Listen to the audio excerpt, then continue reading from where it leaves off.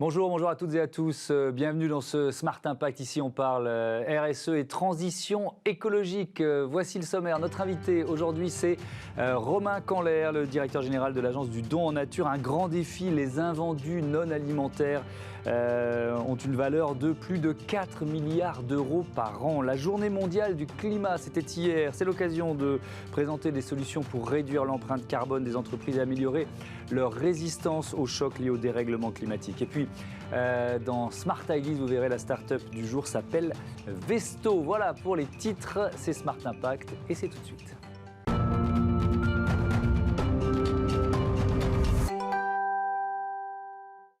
On découvre donc l'agence du don en nature. Bonjour Romain Canler, bienvenue. Bonjour. Vous êtes le directeur général de cette agence, créée en 2008.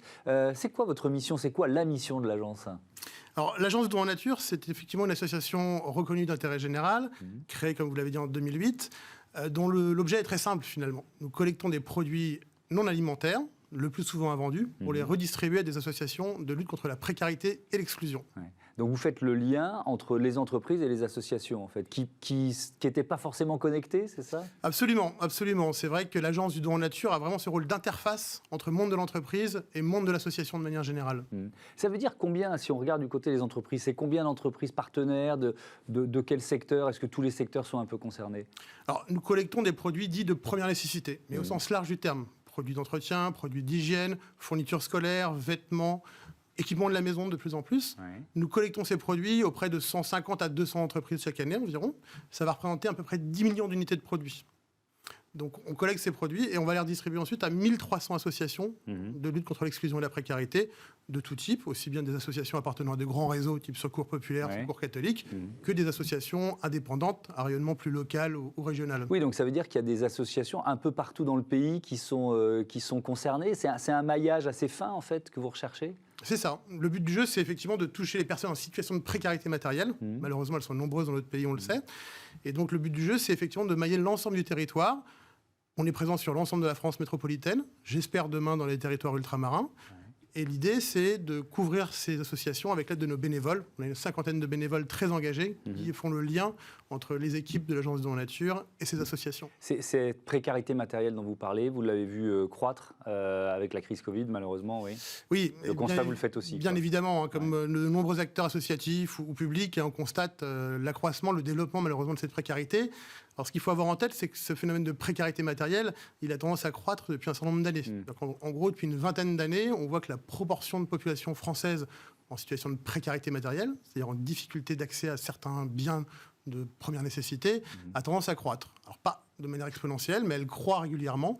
Et effectivement, on a eu un coup d'accélérateur, malheureusement, avec le Covid, et l'arrivée auprès d'associations de publics qui fréquentaient peu ou pas ces acteurs, notamment les étudiants, on en a beaucoup parlé, mais aussi des travailleurs pauvres, travailleurs précaires.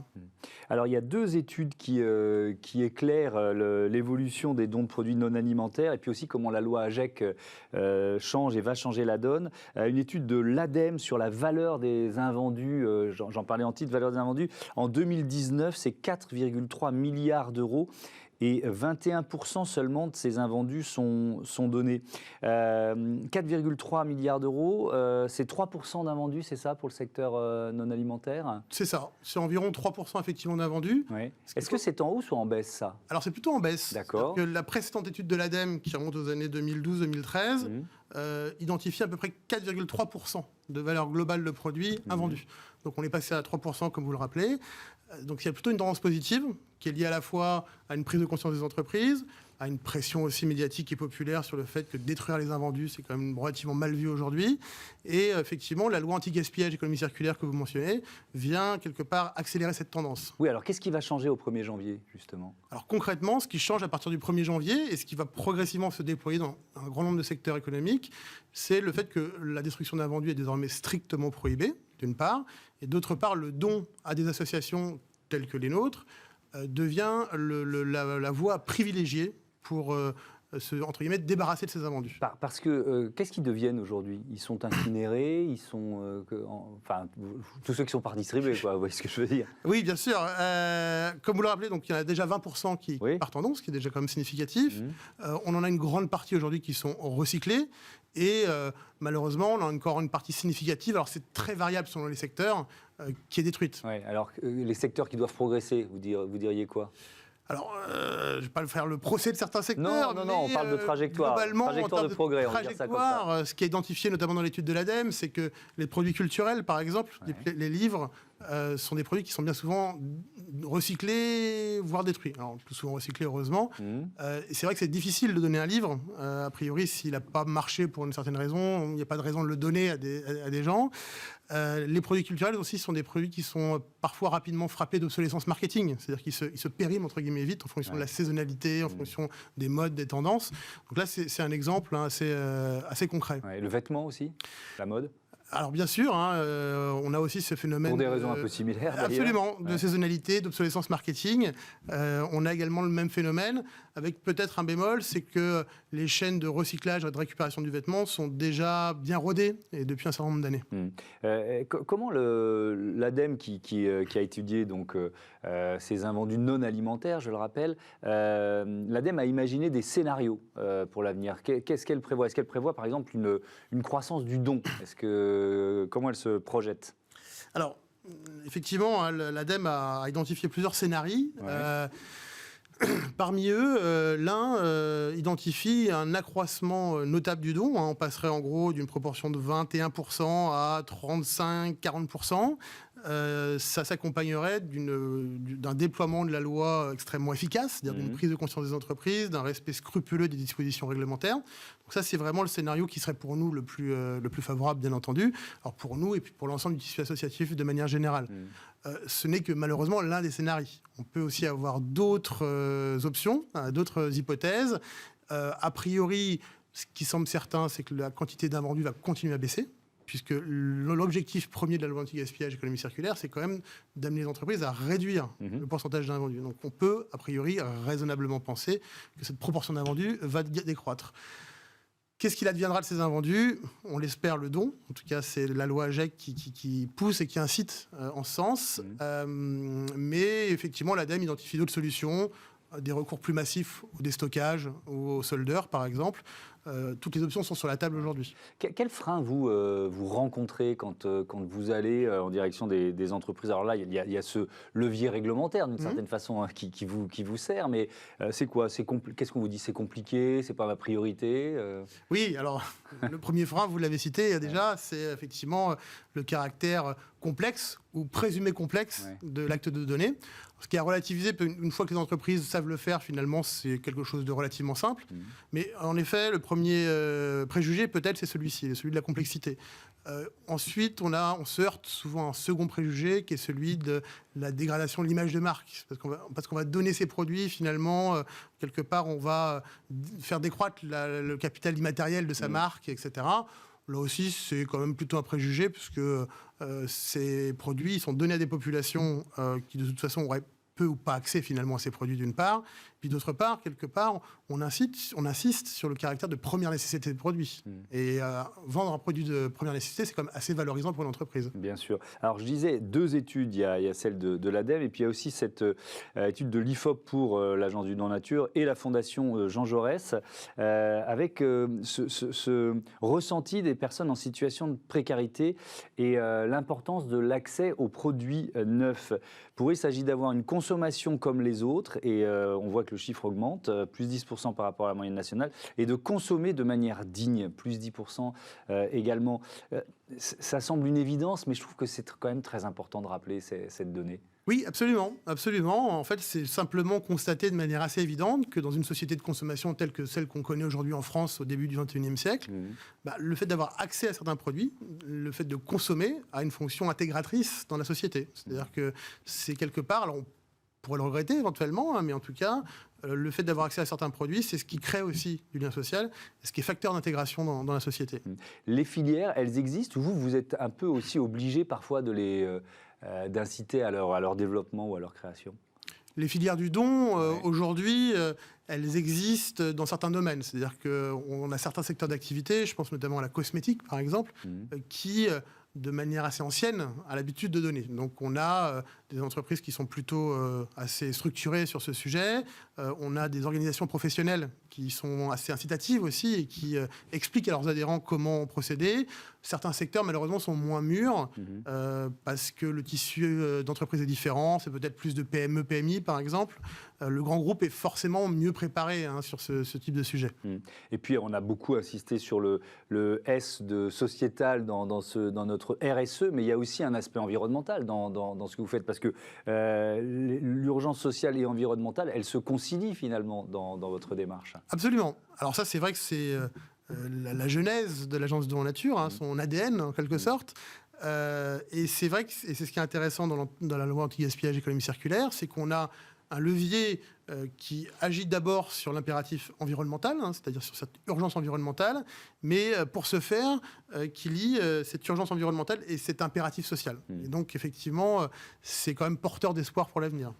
Merci beaucoup, merci Romain Canler. On passe à notre débat climat et résilience au programme.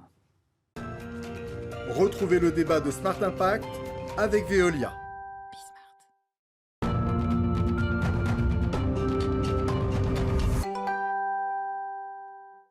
À l'occasion de la journée mondiale du climat, on parle empreinte carbone. Comment être encore plus résilient face aux conséquences du dérèglement? Avec mes invités, Guillaume Moillard, bonjour. Bonjour. Bienvenue, vous êtes directeur marketing de Veolia. À vos côtés, Benoît Galetto, bonjour. Consultant énergie-climat chez BL Evolution. Guillaume Moillard, on parle réduction des émissions et résilience, c'est deux piliers qu'il faut associer en quelque sorte? Absolument, effectivement, ces deux piliers sont totalement nécessaires. Il faut bien évidemment réduire les émissions de carbone et les services à l'environnement peuvent y contribuer très largement. Ouais. Une étude faite en 2019 par Roland Berger a par exemple montré que nous pouvions contribuer à réduire de 30% les besoins de réduction d'émissions de carbone à horizon 2050. Et l'autre pilier qui est aussi nécessaire, c'est bien évidemment de travailler sur la résilience, l'adaptation finalement face au changement climatique. Et là aussi, c'est une demande très forte de nos clients, les villes, les industriels qui sont en première ligne sur ces deux fronts. Donc le front de la réduction de l'empreinte carbone et le front de la résilience. Ouais, et on va évidemment y revenir en détail avec des solutions que Veolia propose. Benoît Galetto, une présentation pour commencer. C'est quoi BL Evolution? Alors BL Evolution, c'est un cabinet en transition environnementale, cabinet de conseil. Donc on accompagne les entreprises sur plusieurs sujets de la transition environnementale, notamment donc on a le pilier RSE, un pilier biodiversité également, très important, et un pilier énergie-climat. C'est l'équipe dans laquelle je suis. Et donc, on accompagne les entreprises sur comment déjà mesurer leur empreinte environnementale. Oui, ça commence par un audit en quelque sorte. Exactement, c'est ça. Donc, ce qu'on appelle le bilan carbone, typiquement. Et ensuite, la partie suivante, c'est comment vraiment se projeter dans un monde bas carbone. Comment réinventer son business model pour déjà avoir une stratégie climat qui soit crédible et pour pouvoir proposer des services et des produits qui soient compatibles avec un monde bas carbone. Dans une stratégie de réduction de l'impact, ça fait maintenant 2 saisons que je suis un peu au cœur du réacteur avec cette émission. Il y a souvent des premières mesures qui semblent, entre guillemets, faciles, mais à partir du moment où on cherche vraiment à aller plus loin, c'est quoi? C'est le modèle qu'il faut parfois un peu changer? Alors, il y a plusieurs choses. Ou est-ce que dès le début, il faut se dire on va devoir changer de modèle pour être efficace dans sa réduction? Déjà, dès le début, il faut déjà mesurer, voir quels sont les grands enjeux. Est-ce que c'est au niveau de mes achats? Est-ce que c'est au niveau de mes transports, de ma production, de l'énergie de mes bâtiments, etc. Donc déjà, une fois qu'on a identifié les enjeux, on sait où il faut agir. Ensuite, derrière, donc dans la méthode bilan carbone, par exemple, on prévoit un plan d'action, mais en effet, qui peut parfois être un petit peu limité dans le sens où on va essayer de réduire l'impact là où on peut, mais derrière, pour certaines entreprises, lorsqu'on ne change fondamentalement pas le business model, ça va être difficile d'aller beaucoup plus loin. Et donc là, justement, l'idée, c'est de regarder de manière un peu plus vaste qui sont mes fournisseurs, qui sont mes clients, qu'est-ce que je leur propose, quel est l'impact global de mon produit sur toute sa chaîne de valeur. Et du coup, c'est des questions à se poser pour vraiment aller plus loin. Guillaume Moillard, quand on parle de résilience, de résistance au choc, d'adaptation au choc, là aussi, il faut peut-être les identifier. Il faut peut-être, pour une entreprise, identifier quels sont ces risques climatiques. Ça commence par là. Ça commence effectivement, c'est la première étape. Et derrière, il faut imaginer les solutions qui vont être les plus pertinentes, les plus adaptées pour elles. Je vais vous donner un exemple dans le domaine de l'eau, par exemple. En Namibie, c'est une zone où le stress hydrique est extrêmement important. Eh bien, 35% des habitants de la capitale sont alimentés par ce qu'on appelle le reuse, c'est-à-dire la réutilisation des eaux usées. Eh bien, cette solution, nous sommes en train de la déployer aussi en France, au Sable d'Olonne, qui a exactement le même type de problématique, c'est-à-dire une ressource qui est limitée, des besoins qui peuvent être extrêmement importants, notamment en période estivale.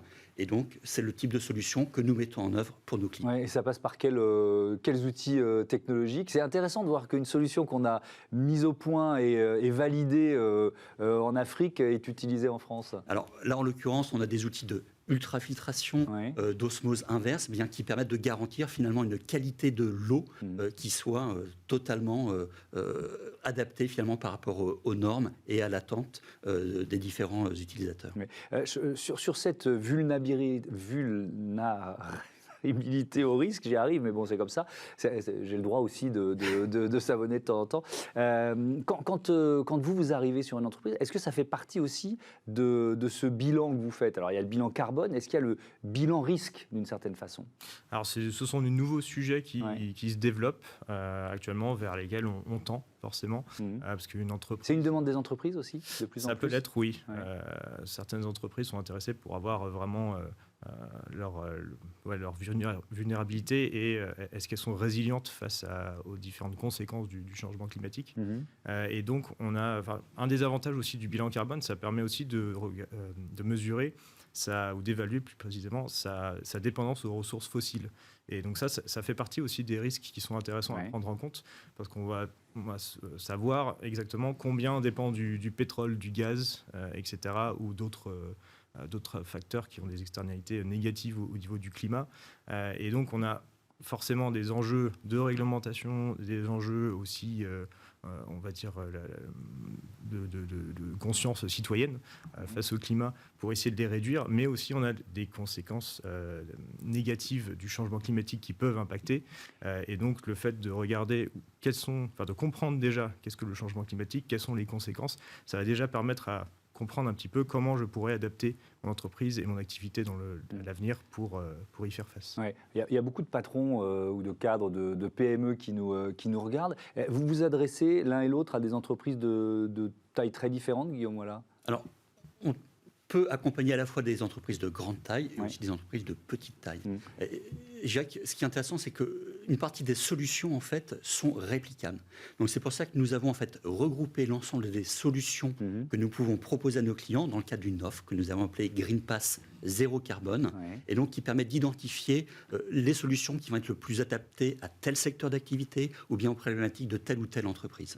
Et dans cette offre, effectivement, Green Pass, il y a à la fois la réduction de la consommation, la réduction de son impact et la résistance au choc. C'est les deux piliers dont on parlait en début d'interview. Ils sont présents dans cette offre. Pour l'instant, effectivement, elle s'adresse d'abord à la réduction de l'empreinte carbone sur la consommation, et dans un deuxième temps, effectivement, elle pourra s'adresser à la résilience parce que c'est aussi une autre problématique que nos clients ont et sur lesquelles nous pouvons les accompagner. Et alors là, sur la réduction de l'empreinte carbone, là aussi, je ne sais pas si vous avez des exemples ou des solutions qui sont proposées par Veolia. Imaginons que vous soyez un industriel de l'agroalimentaire. Allez, j'imagine.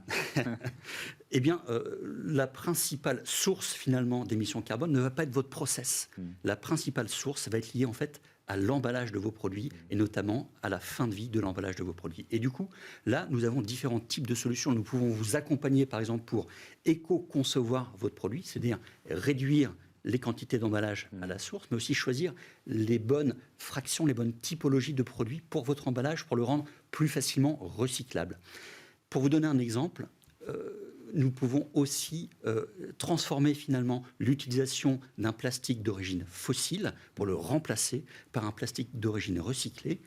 Juste pour donner un ordre de grandeur, dans ce cadre-là, vous allez diviser par 4 l'empreinte carbone liée au packaging de votre produit. Oui, on se pose souvent la question de l'investissement. Alors, vous l'avez évoqué, ça va au-delà du retour sur investissement, mais c'est un investissement qui peut être lourd. Et je vous pose la question parce que quand on est patron d'une PME, on peut être un peu plus hésitant, vous voyez ce que je veux dire? Effectivement, et c'est pour ça que nous, on voit de plus en plus des clients qui s'engagent dans une nouvelle démarche, une démarche beaucoup plus partenariale. C'est-à-dire qu'ils attendent d'acteurs tels que Veolia, en fait, la capacité à les accompagner pour transformer aussi leur économie, pour transformer finalement leur activité, par exemple pour basculer d'une énergie qui soit alimentée par du charbon ou par des énergies fossiles, pour basculer vers une énergie qui va mixer de la biomasse et par exemple des CSR, donc des combustibles solides de récupération. Guillaume Galeto, justement, quand vous devez convaincre un patron de PME qui est un peu hésitant, quels arguments vous employez prioritairement? Alors déjà, c'est quelque chose qui est dans l'air du temps. C'est un peu comme Internet l'an 2000. Si on s'y met pas, on ne peut pas passer à côté. Quoi. Exactement, on ne peut pas passer à côté. Donc c'est quelque chose qui grandit progressivement à la fois du point de vue du marché, c'est-à-dire que vous avez énormément de clients qui sont de plus en plus sensibles à ce genre de sujet. On a également le côté réglementaire qui bien sûr évolue dans ce sens-là. Donc déjà ces enjeux-là sont assez... ça pousse à agir. Ouais. Et il y a un côté aussi employabilité. Enfin plutôt emploi, des jeunes talents et avoir une bonne image de l'entreprise. Ça, ce sont des choses qui sont vraiment assez structurantes pour une entreprise pour demain. Donc en fait, l'idée, c'est réfléchir à quoi ressemble mon entreprise dans le monde de demain. Ouais. C'est vraiment important. Mais d'ailleurs, peut-être que ma question est totalement obsolète. Est-ce qu'il y a encore des patrons de PME qui sont réticents? Ou est-ce que finalement, c'est pas plutôt l'inverse? On est tous en train de se dire, mais il faut que je la fasse, cette transition RSE. Oui, forcément, tout le monde veut la faire. Après, c'est aussi une question de moyens. Ouais. Et il y a des objectifs court terme, il y a des objectifs long terme. Donc, c'est vraiment... l'enjeu principal, il est vraiment à inscrire les enjeux climatiques et environnementaux aussi au sens large, parce qu'il n'y a pas que le climat, il y a aussi biodiversité et d'autres enjeux, et inscrire ces enjeux-là réellement dans la stratégie de l'entreprise pour arriver à réfléchir quelle est ma valeur ajoutée dans un monde bas carbone, en quelque sorte. Ouais. Et alors, je reviens à la vulnérabilité face aux risques climatiques. Guillaume Mollard, là, on parlait de prise de conscience. Est-ce qu'elle est moindre? Est-ce qu'il y a peut-être un peu plus de pédagogie à faire sur ces questions-là? Alors, bien évidemment, il y a toujours de la pédagogie à faire, mais je dirais que...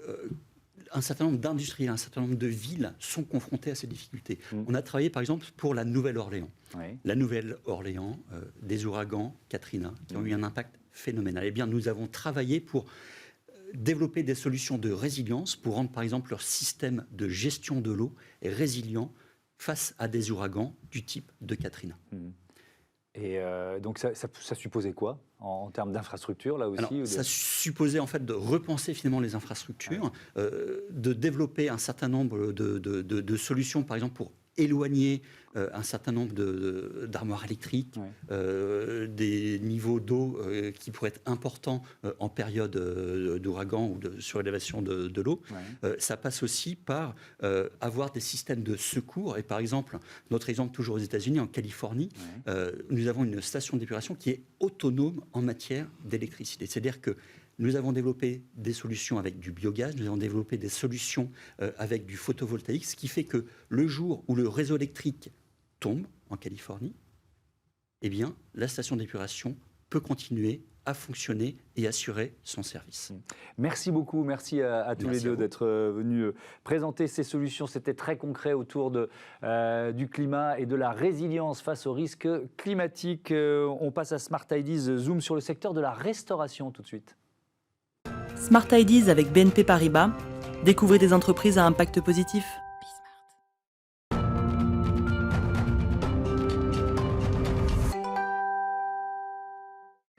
Smart Ideas avec Vesto. Bonjour Bastien Rambaud, bienvenue. Vous êtes le cofondateur de Vesto, créé en avril 2020 avec Anne-Lorraine Armel et Wilfried Dumas. Ça commence par un constat, lequel?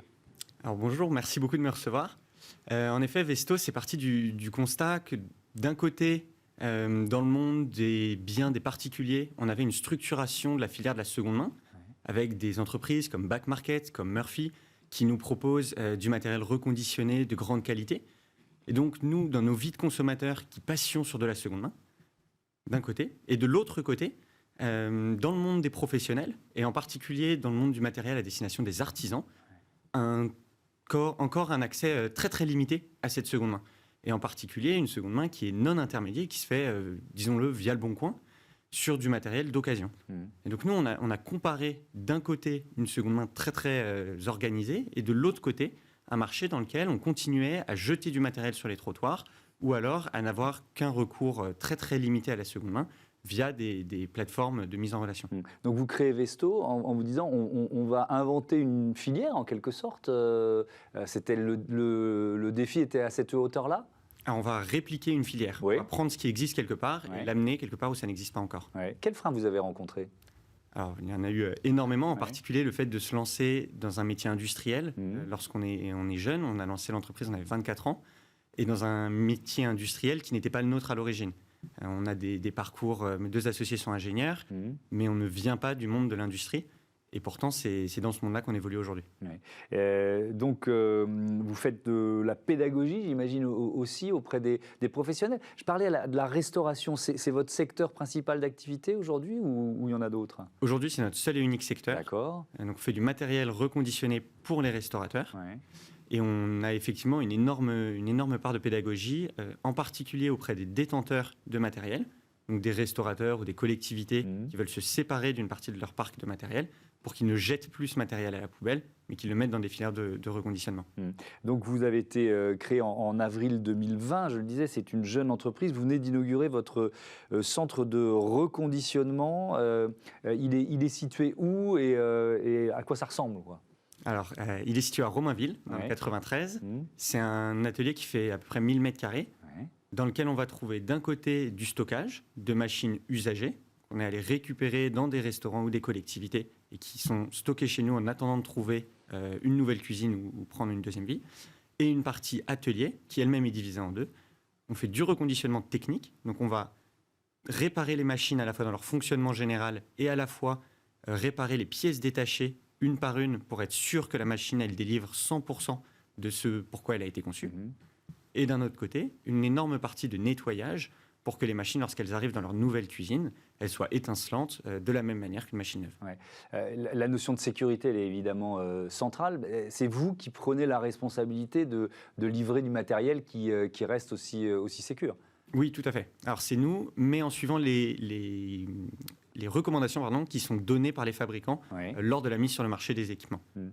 Donc c'est une responsabilité partagée. D'accord. Vous avez levé 1 million d'euros. C'est ce qui vous a permis notamment d'inaugurer ce centre de reconditionnement. C'est quoi vos objectifs pour 2022 et les années à venir? Vous en êtes où de votre croissance? Alors sur 2022, ça va être vraiment de pousser plus à fond le reconditionnement sur le matériel de restauration.